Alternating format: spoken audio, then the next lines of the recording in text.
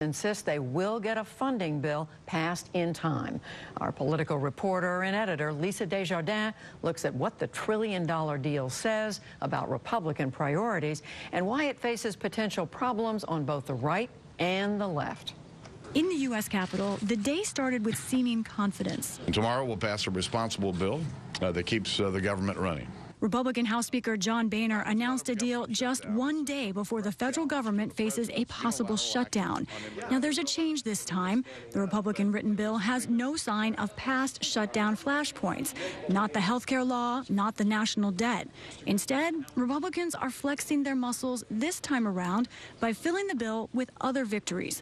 Oklahoma Congressman Tom Cole. So I think we'll have a very big vote on our side. And frankly, there may well be some Democratic votes. I would expect there will be, because remember, this is a negotiated product with a Democratic Senate. So what's in it? First, the big picture. This deal funds just over $1 trillion in spending. It would keep in place another round of automatic budget cuts or sequester. Also, this bill separates out the Department of Homeland Security, funding the agency only through February, and thereby teeing up a bigger fight next year over President Obama's immigration policy. And that's problem one. Some conservatives, like Mo Brooks of Alabama, want action on immigration now. He's a no on this deal. I think that you could safely say that there are dozens of Republicans that share my view. Whether it's a majority, I can't say. I don't know. So the right is not happy. That we've just got to stand up and say no. And neither is the left. Massachusetts Senator Elizabeth Warren railed against the deal today because it will loosen some key restrictions on Wall Street, rules put in place by the Dodd-Frank Act. We want every single person in the House of Representatives to stop and think, do I want to vote for something that is reckless, that puts our economy in danger? And who does it help? It helps a handful of the largest financial institutions in this country. Make no mistake, this is about money. Those are the greatest issues for Democrats, but Republicans also tucked in some other items they like in the fine print. For one, school lunches. This deal would delay nutrition rules, hitting a pet cause for First Lady Michelle Obama. And fishing tackle. The budget deal means no regulation on lead in fishing tackle or in ammunition. Republicans also wrote in greater budget cuts for the IRS and the Environmental Protection Agency. The bill would block all funds for Washington, D.C. to legalize marijuana. And one of the biggest items affects voting. This bill would dramatically raise the limits for how much money congressional candidates can raise from any individual.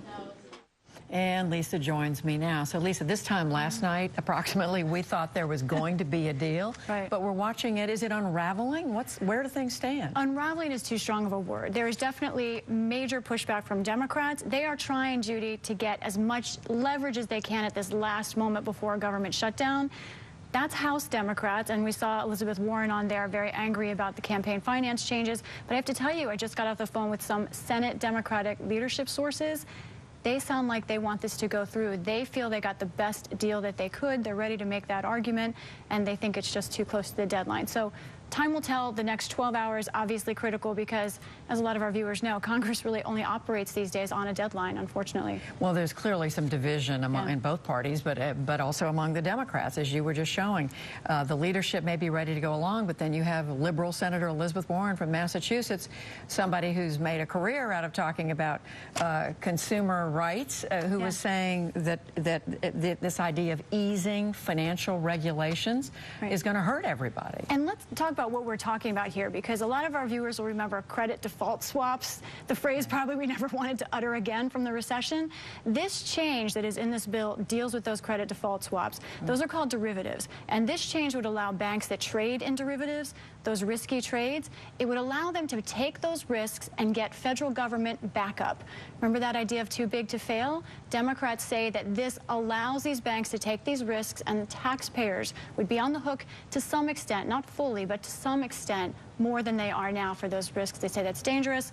Republicans say this is good business and that banks right now are clogged up, that the regulation is harming the banks. And meanwhile, you've got other Democrats who are concerned because of basically opening wide open some of the campaign finance rules, saying that it's possible for you to give, a person to give to a political party 10 times as much money as they can now give. Right, incredible. We're talking about a spending bill here, and now all of a sudden campaign finance is the conversation. The American people haven't been able to debate this. It hasn't been debated on the floor of either chamber, but yet here it is in this bill. What that change would do would essentially allow national political parties to get political fundraising in 3 different accounts. Right now, they're limited to just over $60,000 from individuals, but now they can get that money from an individual in 3 different accounts, and then they can funnel some of that money to candidates in local races. So it's really sort of opening a new portal for money to go in larger denominations to local candidates. But originally, the Democratic leadership agreed to all this. Yeah.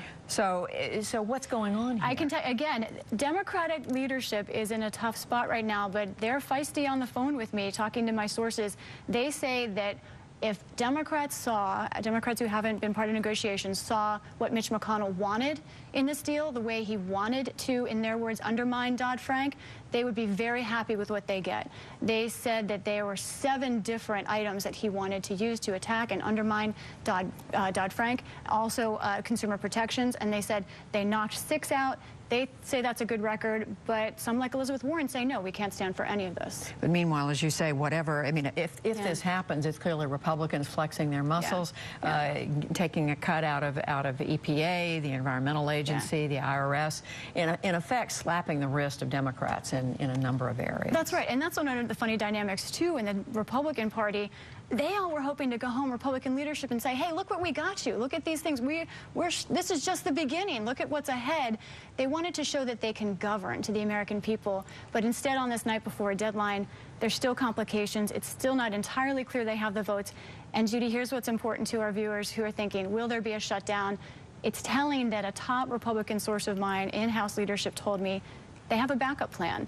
If they cannot get the votes for this deal, they're ready to push through a short-term bill through January. Not their favorite, wouldn't show they can govern the way they want, but their party is complicated right now and split. Government at its most efficient. Or not. Lisa Desjardins, thank you. Got it.